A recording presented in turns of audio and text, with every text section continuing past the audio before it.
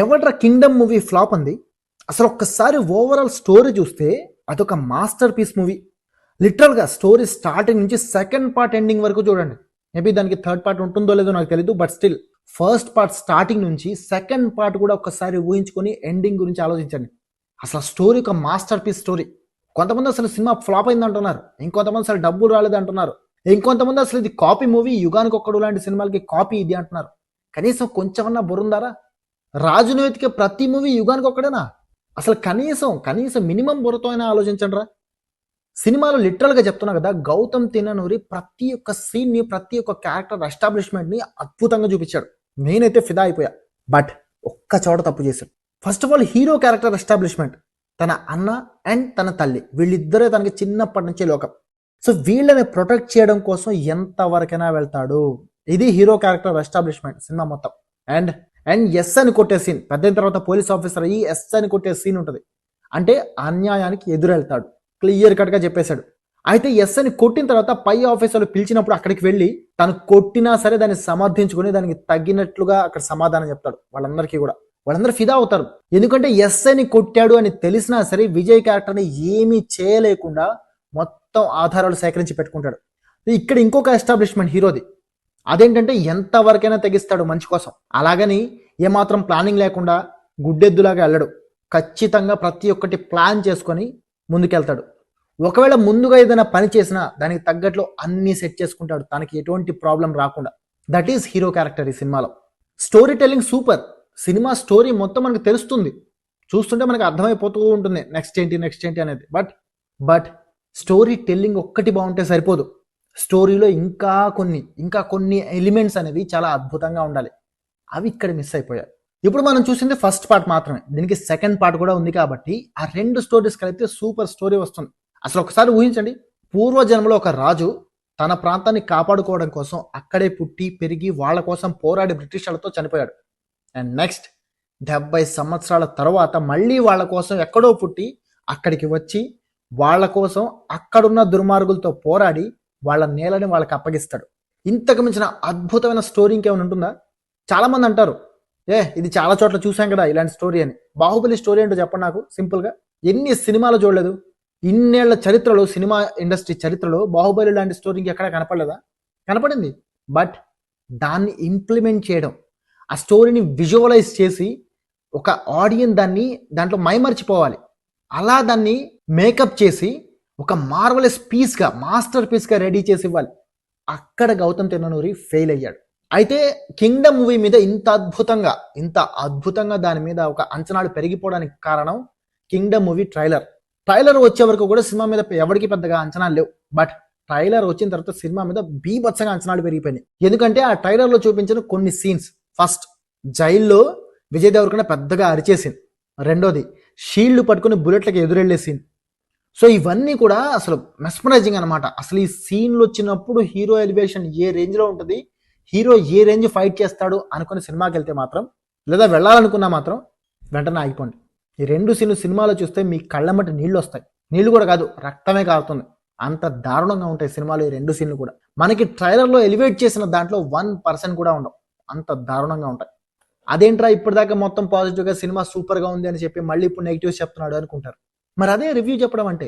Cinema review అలానే చెప్తారు, మంచి చెడు అన్నీ కలగలిపి ఒక మూటగా గొంపగుత్తగా మీ ముఖాన్ని వేయడమే రివ్యూ అంటే. సినిమా నిజంగానే బాగుంది, స్టోరీ సూపర్, బట్ దాని ఇంప్లిమెంటేషన్ కూడా చేయాలి కదా. బాస్మతి బియ్యం కొన్నంత మాత్రాన బిర్యానీ అద్భుతంగా రావాలని లేదు. ఇది కూడా అంతే. నాకు ఆలూ ఫ్రై అంటే ఇష్టం, ఆలూ కొన్నంత మాత్రాన ఫ్రై అద్భుతంగా చేసుకోగలనా? లేదు. ఈ సినిమా కూడా అంతే. స్టోరీ సూపర్, కానీ దాంట్లో ఉప్పు, కారం, మసాలాలు అన్నీ కరెక్ట్గా పడితేనే జనాలందరికీ నచ్చే బిర్యానీ రెడీ అవుతుంది. ఇది నోట్ చేసుకోవాల్సిన పాయింట్. సినిమాలో నాకు నచ్చిన పాయింట్స్ అనేవి ఇంకా పెద్దగా ఏం లేవు. కథ బాగుంది, కథను కరెక్ట్గా తీసుకుంటే నేను చాలా హ్యాపీగా ఫీల్ అయ్యేవాడిని. అది చేయలేదు. ఇక సినిమాలో నేను నోట్ చేసిన నెగిటివ్ పాయింట్స్ గురించి కనుక మాట్లాడుకుంటే అదొక పెద్ద మహాభారతం అయిపోతుంది. అయితే మహాభారతం మొత్తాన్ని కుదించి ఒక 10-15 పాయింట్లలో మీకు చెప్పడానికి ట్రై చేస్తా. సో అవన్నీ కూడా మిస్ కాకుండా చూడండి, చాలా క్రిస్ప్గానే చెప్తాను, ఎక్కడ మీకు బోర్ కొట్టేలా మాత్రం చెప్పను. సో పదండి, ఇప్పుడు నెగిటివ్ పాయింట్స్ ఏంటో మీకు చెప్తాను. ఈ సినిమాలో ఉన్న అతి పెద్ద, అతి భారీ, అతి దారుణమైన, భయానకమైన, బీభత్సమైన నెగిటివ్ పాయింట్ ఏంటో తెలుసా? మన కొండన్న. ఎస్, మన విజయ దేవర కొండన్నే ఈ సినిమాలో ఉన్న అత్యంత దారుణమైన భయానకమైన మైనస్ పాయింట్. అన్నా నువ్వు నాకు తెలిసి ముందు యాక్టింగ్ క్లాసులకు వెళ్ళే. రామ్ చరణ్ కూడా యాక్టింగ్ రాలేదు స్టార్టింగ్లో. రామ్ చరణ్ కూడా పవన్ కళ్యాణ్ కూడా వెళ్ళి ఒక యాక్టింగ్ స్కూల్లో చేరి అక్కడ యాక్టింగ్ నేర్చుకొని ఏ భావానికి ఎలాంటి ఫీలింగ్స్ ఫేస్లో పలికించాలి ఇవన్నీ నేర్చుకొని అప్పుడు వచ్చి సినిమాలు చేశారు.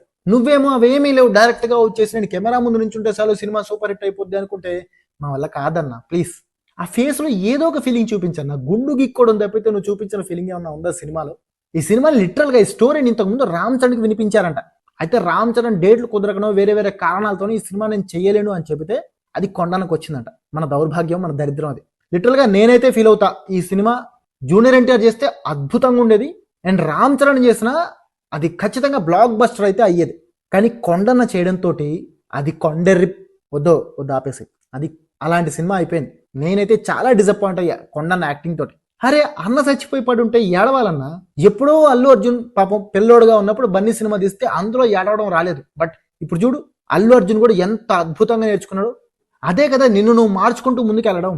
ఒక అద్భుతమైన నటుడిగా నిన్ను నువ్వు మలుచుకోవడం అంటే అదే కదా. నిన్ను అద్భుతమైన యాక్టర్గా మలుచుకోవాల్సింది పోయి యాక్టింగ్ రాని ఒక హీరోని చూడడానికి మమ్మల్ని మ్యానిపులేట్ చేసి మమ్మల్ని మలిచేస్తావా? తప్పు కదన్నా. ఇక కొండన్న యాక్టింగే కాదు, కొండన్న డైలాగ్ డెలివరీ కూడా అద్భుతం. బాధలో ఉన్నా అదే టోన్, కోపంలో ఉన్నా అదే టోన్, కంగారులో ఉన్నా అదే టోన్. అన్న టోన్ అన్నా మార్చే, కనీసం నీ వాయిస్లో ఫీలింగ్స్ పలుకుతున్నాయని మాకు తెలియాలి కదా. ఫేస్లో ఎటు పలకడం లేదు, వాయిస్లో నా పలికించాలి కదన్నా. సరేలే, నీ గురించి అలా చెప్పుకుంటూ పోతే మొత్తం ఈ వీడియో మొత్తం నీ గురించే ఉంటుంది. సో పక్కన పెట్టేద్దాం. ఇప్పటికైనా ప్లీజ్ మా కోసం కొన్ని క్లాసులకు వెళ్ళి యాక్టింగ్ నేర్చుకో ఎక్కడో చోట. నెక్స్ట్ సినిమా నుంచి అన్నా కొంచెం కాకపోతే కొంచెం అన్నా మేము హ్యాపీగా ఫీల్ అవుతాం నీ యాక్టింగ్ చూసి. ఇక ఈ సినిమాలో నాకు నచ్చిన రెండో దారుణమైన ఎలిమెంట్ కెమెరా టేకింగ్. ఎవడపోయి ఆ కెమెరా మ్యాన్ నాకు అర్థం కాదు. ఏదైనా తిరణాలలో ఏదైనా వెడ్డింగ్ ఈవెంట్స్ చేసుకునే కెమెరా మ్యాన్ అతనేమన్నా రెండే రెండు షార్ట్స్ మాకు వచ్చు. క్లోజప్ పెడతాం లేదా వైడ్లో పెట్టేస్తాం, ఇంతవరకే మాకు వచ్చు అన్నట్టు తీసాడయ్యా. లిటరల్గా చెప్తున్నా, ఆ కెమెరా మ్యాన్ లిటరల్గా ఫుల్ హాఫ్ క్లోజ్ వైడ్ ఈ రెండు తప్ప ఏమి రావు కెమెరామ్యాన్కి. నాకైతే అదే అనిపించింది. ఏదో డైరెక్టర్ ఆ కెమెరామ్యాన్కి చెప్పడంలో ఫెయిల్ అయ్యాడా, లేకపోతే కెమెరామ్యాన్కి ఆ మాత్రమే వచ్చా అనేది నాకైతే అర్థం కాల. బుర్ర పాడైపోయింది. మన రామ్ గోపాల్ వర్మ కెమెరా టేకింగ్ ని మనం అందరం ఎందుకంత అద్భుతంగా అడ్మైర్ చేస్తాం. సైకిల్ స్పోకుల నుంచి కూడా అద్భుతంగా చూపించగలడు రామ్ గోపాల్ వర్మ. అది డైరెక్టర్ విజన్ అలా ఉండాలి. అప్పుడు కెమెరామెన్ కూడా చచ్చినట్టు డైరెక్టర్ కావాల్సినట్లు తీస్తాడు. ఇక్కడైతే నాకు కనిపించాల. అరే స్లో మోషన్ వేసి హీరోని హైలైట్ చేసి హీరో బాడీ లాంగ్వేజ్ని, హీరో ఫైటింగ్ స్టైల్ని ఇవన్నీ అద్భుతంగా చూపిస్తారు. ఎందుకు పనిలాగా చూపిస్తారు సినిమాల్లో. ఛత్రపతి సినిమాలో భీమష్మాపతి అని వచ్చినప్పుడల్లా ప్రభాస్ కండని ఎందుకు చూపిస్తారు? ప్రభాస్ ఏమైనా ఆర్నాల్డ్ ష్వార్జ్నెగరా? కాదు. బట్ ఆ ఎమోషన్ని ఎలివేట్ చేయడం కోసం ఇవన్నీ చూపించాలి. చాలా సినిమాలో మనం చూస్తాం ఫైట్ జరిగేటప్పుడు కూడా స్లో మూమెంట్ షాట్లు పెడతారు. ఒక్కోసారి హీరో షాట్ కొట్టినప్పుడు లేదా విలన్ పడిపోయేటప్పుడు ఇవన్నీ కూడా ఎందుకు పెడతారు? ఆ ఎమోషన్ని క్యారీ చేయడం కోసం. బాహుబలిలో ఒక సీన్ ఉంటది. యువతల రథం పై నుంచి బలాలదేవ అండ్ పైనుంచి శివుడు బల్లాలతోటి ఫైట్ చేసేటప్పుడు రెండు ఒకదానికొకటి గుద్దుకొని పగిలిపోతాయి. సో ఆ సీన్ ఎంత స్లో మోషన్లో పెట్టాడు రాజమౌళి. ఎందుకు? పనిలేకనా? ఆ ఎమోషన్ని, ఆ ఎలివేషన్ ఇవ్వడం కోసం. నాకు తెలిసి సినిమాలో అలాంటి సీన్ ఒక్కటి కూడా లేదు. చాలా డిసప్పాయింట్ అయ్యాను నేను ఈ విషయంలో మాత్రం. అసలు ఆ కెమెరామ్యాన్కి వచ్చా, ఎడిటింగ్ టేబుల్ మీద కూడా కనీసం డైరెక్టర్ అది ఎక్స్ప్రెస్ చేయలేకపోయాడా నాకు అర్థం కాల. నేను చాలా డిసప్పాయింట్ అయ్యా కెమెరా టేకింగ్తో మాత్రం. ఇక సినిమాలో కొన్ని హైలైట్ పాయింట్స్ ఉంటాయి. చెప్పాను కదా ట్రైలర్లో మనకు చూపించిన ఆ షీల్డ్ ఫైట్, అది చూస్తే నాకు లిటరల్గా సినిమాలో ఏడుపు, రక్త కన్నీరు గారిందనమాట.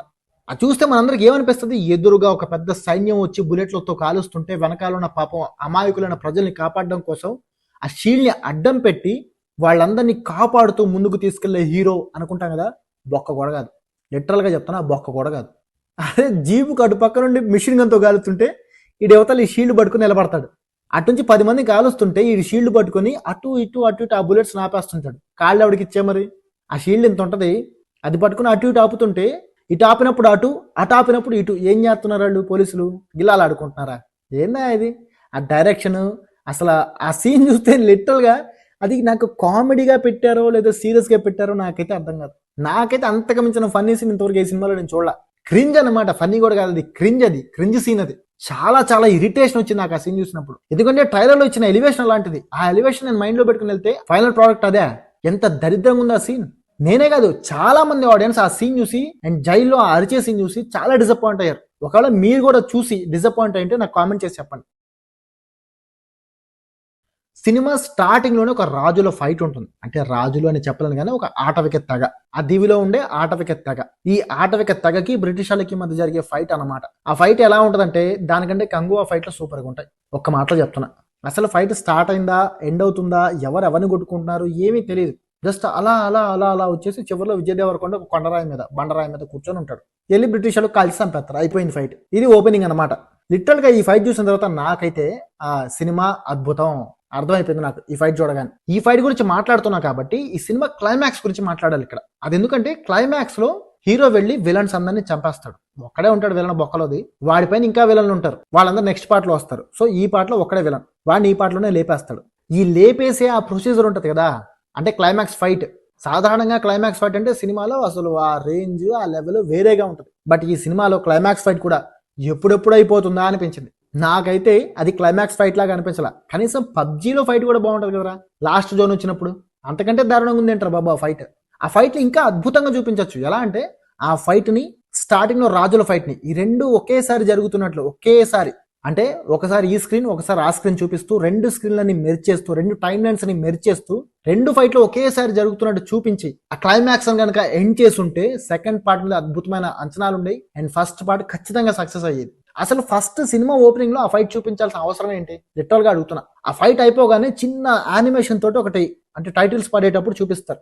ఆ యానిమేషన్ ఫైట్ స్టార్టింగ్ ఓపెనింగ్ లో పెట్టేసి మొత్తం ఫైట్ ని లాస్ట్ క్లైమాక్స్ కి గనక యాడ్ చేసి ఒకేసారి ఆ రెండు టైంలని చూపిస్తూ క్లైమాక్స్ ఎండ్ చేస్తుంటే అద్భుతంగా ఉండేది. అసలు మార్వలెస్ గా ఉండేది అసలు ఆ రెండు ఒకేసారి కన్నా చూసుంటే. బట్ లేదు, అసలే కొండన్న ఫేస్ లో ఫీలింగ్స్ పలకవు అంటే దానికి తోడు ఆ క్లైమాక్స్ ఫైట్ ఇంకా చప్పగా పబ్జీ లాస్ట్ జోన్ ఫైట్ కంటే దారుణంగా ఉంది. అందుకే సినిమా పోయింది. ఇప్పుడు ఈ ఫైట్ గురించి ఎందుకు చెప్పానంటే మన సందీప్ రెడ్డి వంగ ఒక ఇంటర్వ్యూలో చెప్పాడు, నాకు కథలు బొక్క ఇది నాకు సంబంధం లేదండి, నేను కొన్ని సీన్లు అనుకుంటా నా మైండ్లో, ఆ సీన్ల చుట్టూతో కథలు వేస్తా, ఆ సీన్లను నేను 100% నమ్ముతా, ఆ సీన్లు నేను ఎలా అనుకున్నానో అలా రావాలంతే, అలా వచ్చినాయి అంటే మిగతా కథ ఎట్లా శంకనాగిపోయినా సరే సినిమా సూపర్ హిట్ అవుతుంది, నేను 100% రాసిస్తా అంటాడు. అండ్ అలాగే ఇంప్లిమెంట్ చేస్తాడు, అద్భుతంగా హిట్లు కూడా కొడతాడు. ఎందుకు కొట్టగలుగుతున్నాడు? కారణం ఒక్కటే, తన సీన్లని తను 100% ఎలా చూపించాలి ఏం చేయాలి అనుకునేది సందీప్ రెడ్డి వంగకి తెలుసు. అండ్ సందీప్ రెడ్డి వంగ తీసే ఆ సీన్లు ఉంటాయి చూసారా, అవి అసలు ఆడియన్స్ ని కట్టిపడేస్తాయి. అంటే ఇక్కడ ఓవరాల్ గా మనకేం తెలుస్తుంది, సీన్లు చాలా ముఖ్యం.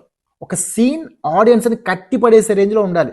నాకైతే కింగ్డమ్ సినిమాలో ఒక్క సీన్ కూడా అలాంటిది కనిపించలేదు, లిటరల్ గా కనిపించలేదు. చాలా చోట్ల అలాంటి సీన్లు ఎన్నో పెట్టచ్చు, బట్ ఎక్కడా పెట్టలేదు డైరెక్టర్, ఎక్కడా పెట్టలేదు. ఒక్క సీన్ కూడా నాకైతే అలాంటి గూస్ బంప్స్ ఎలివేషన్ వచ్చే ఒక్క సీన్ కూడా నాకు సినిమాలో కనిపించలేదు. మీకేమైనా కనిపించి మీకేమైనా అనిపించి ఉంటే కామెంట్ చేసి చెప్పండి చూద్దాం. ఏదో పాన్ ఇండియా సినిమా తీయాలి అనే పిచ్చితోటి పెచ్చ సినిమాలు తీసేసి చాలా మంది దెబ్బతిన్నారు ఈ మధ్యన. కేజీఎఫ్ ని చూసి కబ్జా తీశారు, ఏమైంది? అట్టర్ ఫ్లాప్ అయింది. అరుంధతి చూసి పంచాక్షరి తీశారు, ఏమైంది? అట్టర్ ఫ్లాప్ అయింది. చంద్రముఖి చూసి నాగవల్లి తీశారు, అదేమైంది?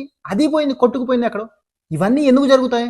ఒకటే, ఒక సినిమా బాగుంది కాబట్టి అలాంటి సినిమా ఇంకోటి తీస్తే చూస్తారు అనేది లేదు, ఖచ్చితంగా చూడరు. ఆ సినిమాకి దాని యూనిక్నెస్ అనేది ఉండాలి. అది లేకుండా ఎవ్వడు ఏ సినిమాని చూడడు. వాడికి నచ్చిన ఎలిమెంట్స్ అందులో లేకపోతే అసలు ఇష్టపడ్డాడు, ఏ సినిమాని ఇష్టపడ్డాడు. అదే ఇక్కడ జరుగుతుంది. ఇంకొక పెద్ద రోగం ఇప్పుడు ఇండస్ట్రీ మొత్తానికి పట్టి పీడిస్తుంది ఆ రోగం. సాధారణంగా first part, second part, third part ఇలా ఎపిసోడ్స్ చూడాలి అంటే అది వాళ్ళు వెళ్ళి ఖచ్చితంగా ఏదైనా వెబ్ సిరీస్ చూసుకుంటారు. సినిమా హాల్కి వచ్చి ఎపిసోడ్లు, సిరీస్లు, సీరియళ్ళు ఎవరు చూస్తాడో నాకు అర్థం కాదు. ఈ ఫస్ట్ పార్ట్, సెకండ్ పార్ట్ ఏంటి? ఒక్క పార్ట్ లో చూపించగలిగే కథని ఒక్క పార్ట్ లోనే చూపించండి, మీ కక్కుర్తి తగలయ్యా. టికెట్ల డబ్బులు 2 సినిమాలకు వస్తాయి, బట్ అసలు ఫస్ట్ సినిమాకి డబ్బులు వస్తే కదా రెండో సినిమా నువ్వు తీయగలిగేది, దానికి డబ్బులు పెట్టగలిగేది. ఫస్ట్ సినిమాని నువ్వు అడుగు తినే సినిమా తీసి, పనికిమాలిన సినిమా తీసి, కనీసం ఎండింగ్ ఉండదు, స్టార్టింగ్ ఉండదు, ఏమీ ఉండదు. అలాంటి సినిమా నువ్వు తీసి ప్రేక్షకుల ముఖానేసి నేను తీసింది నువ్వు చూడాలి అని ప్రేక్షకుల్ని గ్రాంటెడ్ గా నువ్వు ఎప్పుడైతే తీసుకుంటావో కంప్లీట్ డెడ్. నీ సినిమా డెడ్, నువ్వు డెడ్, నీ డబ్బులు డెడ్, అన్ని డెడ్. ఇక నువ్వు రెండో పార్ట్ తీయడానికి నీ దగ్గర ఏం మిగలదు, చేతిలో బొచ్చే చిరిగిపోయిన సొక్కా తప్పితే. ఇది ప్రతి ఒక్కడు ఈ మధ్యన చాలా బ్లండర్ మిస్టేక్ చేస్తున్నారు. ఇది రీసెంట్ గా వచ్చిన హరిహర వీరమల్లు ఈ సినిమా కూడా అందుకే పోయింది. క్రిష్ రాసుకున్నది ఒక్క స్టోరీ, ఒక్క సినిమా స్టోరీనే రాసుకున్నాడు. సో ఆ ఒక్క స్టోరీని ఒక్క సినిమా లాగా తీసుకుంటే సూపర్ హిట్ అయ్యేది. టైం గ్యాప్ రానివ్వండి, ఏవన్నా రానివ్వండి, చిన్ని మార్పులు చేసుకుని ఒక్క సినిమాగానే దాన్ని తీయాలి. బట్ లేదు, సినిమాని 2 పార్ట్లు చేస్తే మనకి టికెట్ డబ్బులు ఎక్కువ వస్తాయి కదా అనే కక్కుర్తితోటి, అత్యాశతోటి ఆ సినిమాని 2 పార్ట్లు చేసి సర్వనాశనం చేశారు. అసలు ఆ సినిమా ఎలా ఆగిపోయిందో తెలుసా? క్లైమాక్స్ లో బాబీ డియోల్ అండ్ పవన్ కళ్యాణ్ గాల్లో ఒకళ్ళు పట్టుకుని ఆగిపోతారు. సినిమా కూడా అలానే అర్ధాంతరంగానే అయిపోయింది, సర్వనాశనం. పవన్ కళ్యాణ్ ఎన్నో రోజుల తర్వాత వస్తున్న సినిమా అంటే ఎంత హ్యాపీగా ఫీల్ అవుతారు పవన్ కళ్యాణ్ ఫ్యాన్స్. నేను కూడా ఒక హర్రర్ విరమాలు హిట్ అవ్వాలని నేను ఎంతగానో కోరుకున్నా. ఆ సినిమా చూసిన తర్వాత నిజంగా బాధేసింది. ఇప్పుడు కింగ్డమ్ కూడా అంతే. నువ్వు రెండో పార్ట్ కనుక అనుకోకుండా రెండు ఒకే చోట కనుక తీసుంటే సినిమాలో ఒకే పార్ట్గా తీసి ఒకే సినిమాగా రిలీజ్ చేస్తుంటే సినిమా సూపర్ హిట్ అయ్యేది. అసలు ఊహించండి ఒకసారి సినిమా, ఆ స్టోరీ ఒక్కసారి మీరు ఇమాజిన్ చేయండి. ఒకడు ఎక్కడో పుడతాడు, వాడికి ఒక ఫ్లాష్ బ్యాక్ ఉంటుంది, 70 ఏళ్ల క్రితం ఫ్లాష్ బ్యాక్ ఉంటుంది. వాడు అప్పట్లో రాజు, ఆ దీవికి సంబంధించిన ప్రజలు వాళ్ళ రాజును వెతుక్కుంటూ తరతరాలుగా తిరుగుతూనే ఉంటాడు. అలా ఒక చిన్న పిల్ల ముసలమ్మగా మారిపోయి చివరికి ఆ రాజును వెతుక్కుంటూ వస్తుంది. ఆ రాజే విజయ్ దేవరకొండ. అండ్ ఈ రాజు వాళ్ళ అన్న కోసం అదే ప్లేస్కి వెళ్ళి అక్కడ ఉన్న విలన్లతోటి పోరాడి వీళ్ళ భూమిని వీళ్ళ హక్కుల్ని వీళ్ళకి అప్పచెప్తాడు. అండ్ ఆ తర్వాత అక్కడ వీడే రాజు అవుతాడు. అంటే మళ్ళీ రాజు అవుతాడు. మళ్ళీ రాజయ్యి ఆ ప్రాంతాన్ని కాపాడుకుంటూ అక్కడే కింగ్ లాగా బతుకుతాడు. తన కింగ్డమ్ ని ఏర్పాటు చేసుకుంటాడు. ఇది స్టోరీ. ఎలా ఉంది అసలు? ఇప్పుడు ఫస్ట్ పార్ట్ లో ఆగిపోయింది, ఒక పిల్ల విల్లని చంపేసిన తర్వాత. నెక్స్ట్ వాళ్ళ అన్న ఒకడు వస్తాడు, వాడిని కూడా ఇదే పార్ట్ లో చంపేసి ఈ పిల్ల విల్లని చంపేది ఇంటర్వెల్ అయిపోవాలి. నెక్స్ట్ వాడికంటే పెద్ద విలన్ వచ్చినప్పుడు వాడిని ఫైనల్ గా చంపేసి ఆ కింగ్డమ్ ని తను ఏలుకుంటూ తన ప్రజలతో కలిసి హ్యాపీగా ఉండాలి. ఒక్కసారి ఊహించండి, ఇది మొత్తం ఒకే స్టోరీలో చూపించుంటే సినిమా ఎంత సూపర్ హిట్ అయ్యేది. బట్ లేదు, 2 సినిమాల టికెట్ల డబ్బులు కావాలి. అసలు అరే నాయన, ఫస్ట్ ఒక్క సినిమాకే టికెట్ డబ్బులు రాకపోతే రెండో సినిమా ఏం పెట్టి తెస్తావు? ఇక్కడే పోతున్నావు నువ్వు. ఇప్పటికైనా సరే మినిమం కామన్ సెన్స్ వాడి ఈ 2 పార్ట్ల దరిద్రాన్ని వదిలేయండి. ఈ 2 పార్ట్ల దరిద్రాన్ని మీరు ఎప్పుడైతే వదిలేస్తారో అప్పుడే సినిమాలు మళ్ళీ ఒక ట్రాక్ లోకి వస్తాయి. నిర్మాతలకి డబ్బులు వస్తాయి, డిస్ట్రిబ్యూటర్లు బయర్లు వీళ్ళు కూడా ఎంతో కొంత ₹1 లాభపడతారు. ఇప్పుడు ఎటు ఫస్ట్ పార్ట్ పోయింది, ఇక రెండో పార్ట్ తీయరు. హీరోకి అయితే రెమ్యునరేషన్ ఇచ్చేస్తారు, నిర్మాతకి డబ్బులు పోయా, బయర్లకి అండ్ డిస్ట్రిబ్యూటర్లకి వీళ్ళకి డబ్బులు పోయా, థియేటర్ల ఓనర్లకి డబ్బులు పోయా. ఎవరికి వస్తాయి డబ్బులు? రెండో పార్టీకి తీయరు. చూసే జనాలకు కూడా రెండో పార్ట్లో ఏముందో తెలియదు. ఇక ఫస్ట్ చూడలేకపోయాం, రెండో దాంట్లోనే కొంచెం చూద్దాం అనుకుంటే ఆ పార్టే రాదు, పోయింది, సినిమా పోయింది, సగంలో ఆగిపోయింది, అర్ధాంతరంగా అడుక్కు దిని ఆగిపోయింది. ఈ దరిద్రాలు ఇప్పటికన్నా ఆపేసండి. నాకైతే కింగ్డమ్ మూవీ చూశాను, బట్ నేను ఇమాజిన్ చేసుకుంటూ సెకండ్ పార్ట్ని కూడా ఇమాజిన్ చేసుకుంటూ చూసా కాబట్టి ఓవరాల్గా ఓకే అనిపించింది. బట్ ప్లీజ్ ఇప్పటికన్నా 2 పార్ట్లుగా కాకుండా ఒక్క పార్ట్గా సినిమాలు తీయడం ట్రై చేయండి. మళ్ళీ ఆ దారిలోకి రండి, పాత దారిలోకి. అప్పుడే మనం మళ్ళీ ఆ సినిమాని సినిమాలాగా ఎంజాయ్ చేయగలుగుతాం, సీరియల్ లాగో వెబ్ సిరీస్ లాగో కాదు. ప్లీజ్. సో మరి మీ ఒపీనియన్ ఏంటి కింగ్డమ్ మూవీ పైన? అండ్ మీరేమనుకుంటున్నారు? మీరు చూస్తే ఒకవేళ కింగ్డమ్ మూవీ మీకు ఎలా అనిపించింది కామెంట్ చేసి చెప్పండి. అండ్ నా రివ్యూ, ముఖ్యంగా నా రివ్యూ, ఇప్పుడు నేను ఇచ్చిన రివ్యూ మొత్తం మీద మీ ఒపీనియన్ కూడా నాకు కామెంట్ చేసి చెప్పండి.